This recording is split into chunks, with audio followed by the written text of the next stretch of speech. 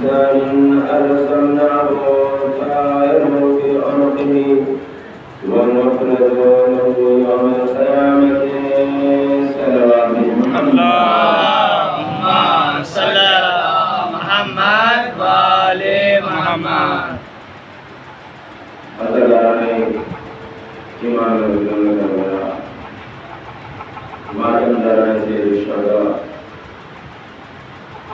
یہ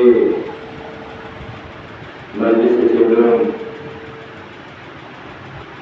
اور آپ کی پاکیزہ خدمت میں قرآن مجید کی سورہ بنی اسرائیل کی یہ آیت ہے جس کو میں نے آپ کی خدمت میں پیش کیا ہے،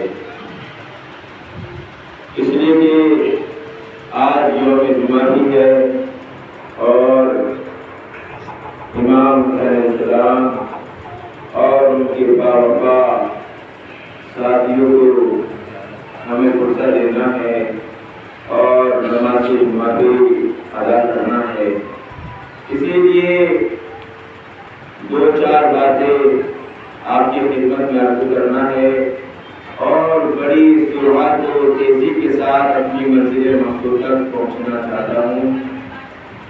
وہ رب العزت اس قرآن مجید کی سورہ بنی اسرائیل میں ارشاد فرماتے ہوئے کہہ رہا ہے، وَكُلَّ إِنسَانٍ أَلْزَمْنَاهُ طَائِرَهُ فِي عُنُقِهِ وَنُخْرِجُ لَهُ يَوْمَ الْقِيَامَةِ، اور ہم نے ہر انسان کے عمل کو اس کے گلے کا ہار بنا دیا۔ وَنُخْرِجُ لَهُ يَوْمَ الْقِيَامَةِ، اور قیامت کے روز ہم ان تمام اعمال کو جو انسان نے اپنی زندگی میں انجام دیے ہیں ان کی آنکھوں کے سامنے واضح اور روشن کتاب کی طرح پیش کر دیں گے۔ توجہ کیجیے گا ناظرین گرامی، اس لیے کہ ہر عمل کا دار و مدار نیت پر ہے، اس لیے کہ صادق الوعد رسول نے ارشاد فرمایا ہے، بسم اللہ الرحمن الرحیم، الاعمال بالنیات، اعمال کا دار و مدار نیت پر ہے۔ ہر عمل قبول اور قبول نہ ہونے کی وجہ نیت ہوتی ہے، جیسی نیت ہوگی ویسا اس کا عمل ہوگا، جیسا عمل ہوگا ویسا اس کا مرتبہ ہوگا، جیسا مرتبہ ہوگا ویسا نگاہ قدرت میں اس کا مقام ہوگا۔ عزیزان محترم، یہ مجلس حسین سید الشہداء جو برپا کی جا رہی ہے اور ہم پہلی محرم سے لے کر 8 محرم تک پوری انسانیت کو یہی پیغام دیتے ہیں، اور مولا حسین ابن علی وہ کسی ایک کے امام نہیں ہے بلکہ پوری کائنات کے امام ہے، زمین والوں کے بھی امام ہے اور آسمان والوں کے بھی امام ہے، کسی ایک قوم قبیلے کے امام نہیں ہے۔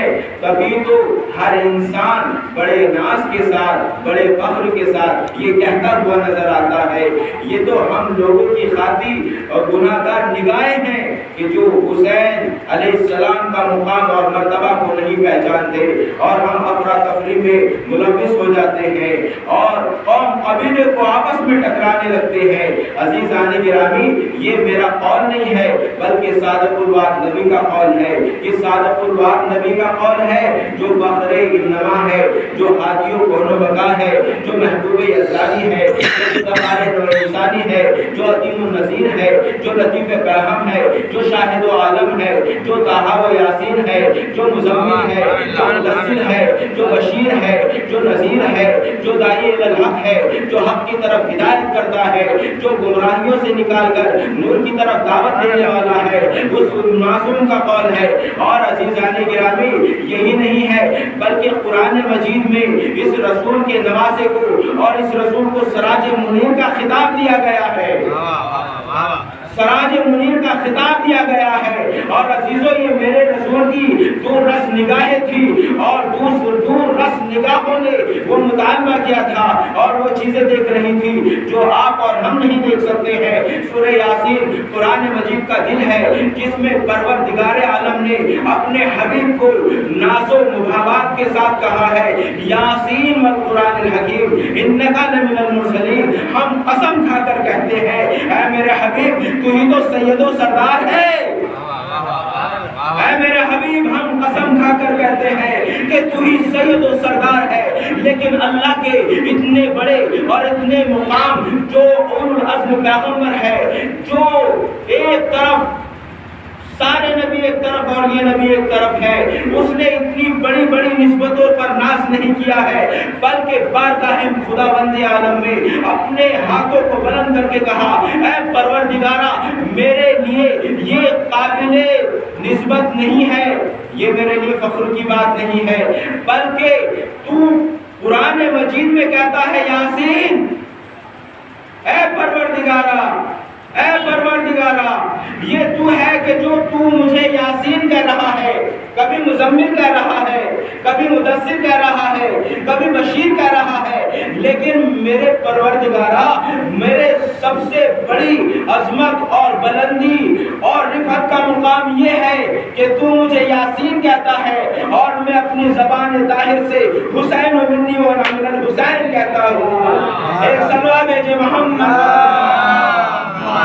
صلی اللہ محمد والے محمد۔ میں اپنی زبان سے کہتا ہوں حسین و منی و من الحسین، حسین مجھ سے ہے اور میں حسین سے ہوں۔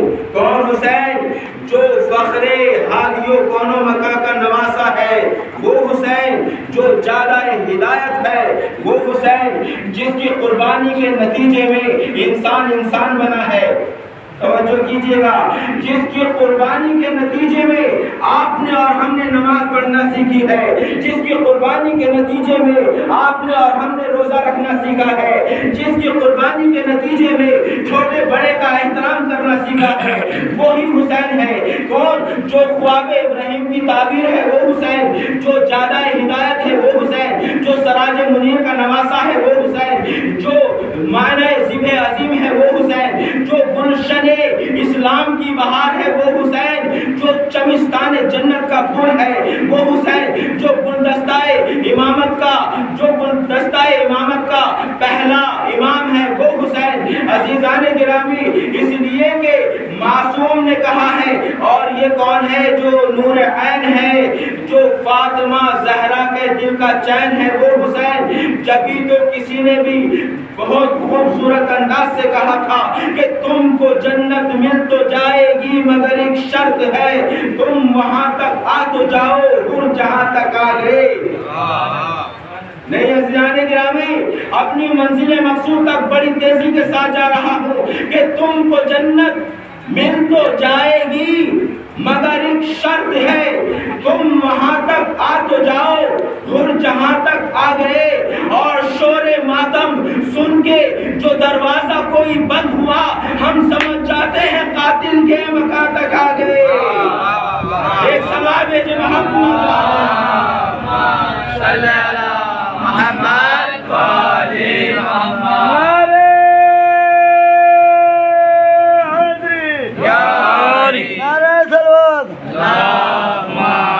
اللہ محمد والے محمد۔ ہم سمجھ جاتے ہیں قاتل کے مکان تک آ گئے۔ عزیزان گرامی، اس لیے ذکر حسین پر، ذکر علی پر، ذکر رسول پر پابندی وہی لگاتے ہیں جہاں پر حرف جاتا ہے۔ اس لیے کہ عزیزان گرامی، یہ آنسو، یہ ذکر سید الشہداء، یہ مجلسیں پوری کائنات کے جو لوگ ہیں یہی کوشش میں لگے ہوئے ہیں، یہ ذکر حسین نہ ہو، یہ فرش عزا نہ بچھایا جائے، یہ آنسو آنکھوں سے نہ گرے۔ عزیزوں، میں نے جو اپنی تقریر کی مجلس کی ابتدا میں آیت پڑھی ہے، وہ میرا قول تو نہیں ہے، وہ کسی مولوی کا قول نہیں ہے، کسی مولانا نے نہیں فرمایا ہے، بلکہ جو مولا کا مولا ہے وہ اللہ اپنے قرآن میں کہہ رہا ہے، کلو انسان الزمناہ طائرہ فی عنقہ ونخرج لہ یوم القیامہ، اور ہم نے ہر انسان کے نیک و بد عمل کو اس کے گلے کا ہار بنا دیا ہے، اس کے گلے کا ہار بنا دیا ہے، اور قیامت کے دن ہم اس کی آنکھوں کے سامنے اس کے کارنامے کو پیش کریں گے۔ پھر انسان اگر جھٹلانا بھی چاہے گا تو نہیں جھٹلائے گا۔ اور اس کے فوراً بعد رب العزت نے سورہ بنی اسرائیل کی یہ آیت ہے، آپ مطالعہ کر سکتے ہیں، کیا فرماتا ہے؟ اقرا کتابوں کا کہ اپنی کتاب کو پڑھ لے، لنفسک اليوم، اور آج کے دن تو انکار بھی نہیں کر سکتا ہے، آج کے دن تو جھٹلا بھی نہیں سکتا ہے۔ عزیزان گرامی، جب منزل اعتدال پر اور منزل حساب پر اللہ ہر بندے مومن کے اعمال نیک ہو بد ہو ان کو دکھائے گا، تو جنہوں نے خون حسین بہایا ہے، توجہ، جنہوں نے خون حسین بہایا ہے وہ اپنی انگلیوں کو دانتوں میں کاٹیں گے اور انکار کرنا چاہیں گے کہ اے پروردگارا، ہم نے فرزند فاطمہ کا خون نہیں بہایا ہے، اے پروردگارا ہم نے شہید نہیں کیا ہے، لیکن پروردگار عالم کہے گا، اقرا کتاب کا، لے اپنی کتاب کو پڑھ لے۔ کون سی کتاب؟ کہ جس میں تیرے لمحہ ایک منٹ کا ایک ساتھ کا حساب و کتاب لکھا ہوا ہے۔ جب وہ اپنی کتاب کو ہاتھوں میں لیں گے، لنفسک اليوم، تو آج کے دن جھٹلانے سے قاصر ہو جائیں گے۔ ایک صلوات بھیجو محمد صلی محمد، جھٹلانے سے قاصر ہو جائیں گے۔ یہ آیتیں سورہ بنی اسرائیل کی اتنی اہم ہے اور اتنی زیر مطالعہ طلب ہے کہ انسان جب ان کا مطالعہ کرتا ہے، پڑھتا ہے، تو انسان کے رونگٹے کھڑے ہو جاتے ہیں۔ اور عزیزو، اس کے فوراً بعد پھر اللہ رب العزت ارشاد فرماتے ہوئے کہہ رہا ہے، یہ آج آپ کے گوش گزار کرنا ہے اور میں مجلس کو تمام کر رہا ہوں۔ اس کے فوراً بعد پھر اللہ کیا کہہ رہا ہے؟ جب اقرا کتابوں کا، لنفسک اليوم، ہر انسان اپنی کتاب کو پڑھ لے گا، اپنے اعمال صالح اور اعمال بد کو دیکھ لے گا، تو پھر اللہ نے فوراً اس کے بعد آیت ارشاد فرمائی ہے، من اہتدی فانما یہتدی لنفسہ، کہ جو انسان ہدایت پر آ جائے اس کا سب سے زیادہ فائدہ اس کی اپنی ذات کو ہوگا، اس کی اپنی ذات کے بعد اس کے گھر والوں کو ہوگا، گھر والوں کے بعد ہمسایہ پڑوسی والوں کو ہوگا، پڑوسیوں کے بعد بستی والوں کو ہوگا، اگر بستی میں نہیں رہتا تو شہر والوں کو ہوگا، اور جب شہر والوں کو ہوگا تو پھر ملک والوں کو ہوگا۔ اسی لیے تو معصومین نے، ہمارے نبی نے، طٰہٰ و یاسین نے، مزمل نے، سراج منیر نے، عزیزو اسی لیے نہیں فرمایا ہے، ارے جس کے بیٹھنے میں ہدایت ہو، جس کے کھڑے ہونے میں ہدایت ہو، جس کے بولنے میں ہدایت ہو، جس کی زندگی ہمارے لیے اسوہ حسنہ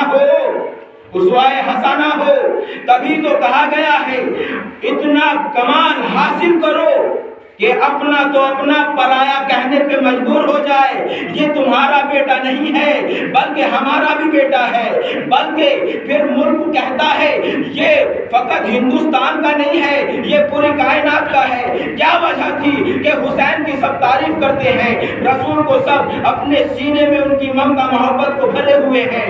کیا وجہ ہے؟ اس لیے کہ ارے اپنے بچوں کی تعریف تو کرنا سب کو آتی ہے، لیکن کمال تو اس بات میں ہے کہ جب دشمن بھی تعریف کرے، کمال تو یہ ہے کہ جب دشمن بھی تعریف کرے۔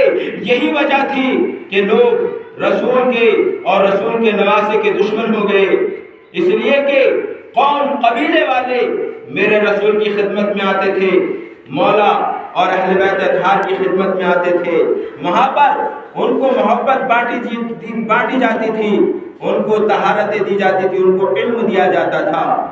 جب لوگوں نے دیکھا کہ فرزند رسول اور رسول کی محفل میں کثرت کے ساتھ لوگ اٹھ رہے ہیں، بیٹھ رہے ہیں، تو اب دل میں حسد، بغض و عداوت پیدا ہوئی، اور جب بغض و عداوت پیدا ہوئی، یہ تو آپ نے بھی مشاہدہ کیا ہے، آپ نے بھی دیکھا ہے اور دیکھتے آ رہے ہیں، جس میں جتنا کمال ہوتا ہے، جس میں خوبیاں ہوتی ہیں، اس کے دوست و احباب بھی کم ملتے ہیں، اس کے عزیز و اقربا بھی ساتھ چھوڑ دیتے ہیں۔ لیکن عزیزان گرامی، اس لیے کہ جو ان کی برائیوں میں یا ان کے راستے میں سدے راہ بن جاتے ہیں تو پھر ان کو راستے سے ہٹایا جاتا ہے، اس لیے کہ وہ ان کے راستے میں رکاوٹ کا سبب بن جاتا ہے۔ لیکن عزیزان گرامی، دنیا والے اس بات کو کیوں بھول گئے ہیں؟ ادھر 72 تھے، ادھر لاکھوں تھے، کروڑوں تھے، لیکن 72 جو تھے انہوں نے اپنے مشن کو جاری و ساری رکھا اور اس وقت کے ظالم اور درندہ جیسے بادشاہ کی آنکھوں میں آنکھیں ڈال کر کہا، اے ہندا کے وارث، ہم حسین ابن علی ہیں، ہم رسول کے نواسے ہیں، ہم شہید ہو جائیں گے لیکن حق کا راستہ نہیں چھوڑیں گے۔ نعرہ حیدری، نعرہ سلوات، اللہم صلی علی محمد و آل محمد۔ ہم حق کا راستہ نہیں چھوڑیں گے، شہید ہو جائیں گے۔ عزیزو، یہ درس رسول ہے، یہ درس گاہ اہل بیت اطہار ہے۔ عزیزو، میں نے رات کی مجلس میں آئے ولایت کو آپ کی خدمت میں پیش کیا تھا، انما ولیکم اللہ ورسولہ والذین یقیمون الصلاۃ ویؤتون الزکاۃ وهم راکعون۔ اللہ ولی ہے اور اس کا رسول ولی ہے، اور وہ ولی ہے کہ جنہوں نے حالت رکوع میں انگوٹھی دی ہے۔ عزیزو، کلمہ عصر کس چیز کا فائدہ دیتا ہے؟ اگر کوئی الگ سے آ کر ولی بننا چاہے یا اس میں داخل ہونا چاہے تو ہرگز داخل نہیں ہو سکتا، داخل ہو ہی نہیں سکتا۔ اللہ نے کہا اللہ ولی اور اس کا رسول ولی، بس، اور وہ ولی جس نے حالت رکوع میں انگوٹھی دی ہے۔ تو کتنے ولی؟ ایک اللہ ولی، اس کا رسول ولی، اور وہ ولی کہ جس نے حالت رکوع میں زکات دی تھی۔ 3 ولی ہے۔ اور عزیزو، ہم یا تو اللہ سے طلب کرتے ہیں، اللہ سے دعائیں مانگتے ہیں، اللہ سے مناجات کرتے ہیں، یا پھر اپنے مولا سے مناجات کرتے ہیں جس کو اللہ نے اپنا ولی بنایا ہے، یا پھر ہم اس کو ولی بنا کر اس سے اپنے دل کی آہ و گریہ اور فریاد رسی کرتے ہیں کہ جو تیسرے نمبر پر اللہ کا بھی ولی ہے اور اس کے رسول کا بھی ولی ہے۔ لوگ ہمیں تانا زنی کرتے ہیں، لوگ ہمیں یہ شکوہ اور گلہ کرتے ہوئے نظر آتے ہیں کہ شیعوں کا کلمہ بڑا ہے، شیعوں کا کلمہ طویل ہے، شیعوں کا کلمہ ایک ہی ہے۔ عزیزان گرامی، یہ ہمارا ایک کلمہ ان 7 کلموں پہ بھاری ہے۔ عزیزو، کلمے الگ الگ نہیں ہے، یہ تو کلموں کا نام دے دیا گیا ہے، کلمہ سب کا ایک ہی ہے۔ لیکن عزیزان گرامی، ہم نے کلمہ قرآن سے لیا ہے، قاریوں سے نہیں لیا، ہم نے کلمہ مولویوں سے نہیں لیا ہے۔ اس لیے اللہ نے کہا انما ولیکم اللہ ورسولہ، ہم نے کیا کہا؟ لا الہ الا اللہ۔ واہ واہ، سبحان اللہ۔ اللہ نے کہا انما ولیکم اللہ، ہم نے کہا لا الہ الا اللہ، اس کے بعد کہا وہ رسولہ، تو ہم نے کہا محمد رسول اللہ۔ سبحان اللہ۔ پھر ادھر اللہ نے کہا انما ولیکم اللہ ورسولہ والذین یقیمون الصلاۃ ویؤتون الزکاۃ وهم راکعون، تو ہم نے بھی کہا محمد رسول اللہ ہے، وہ وصی و رسول اللہ ہے، وہ خلیفۃ بلا فاس۔ ادھر آیت کے جملوں کو دیکھیں، ادھر کلمے کے جملوں کو دیکھیں تو کلمہ سمجھ میں آ جائے گا۔ ایک سلوات بھیجی محمد، اللہم صلی علی محمد و آل محمد۔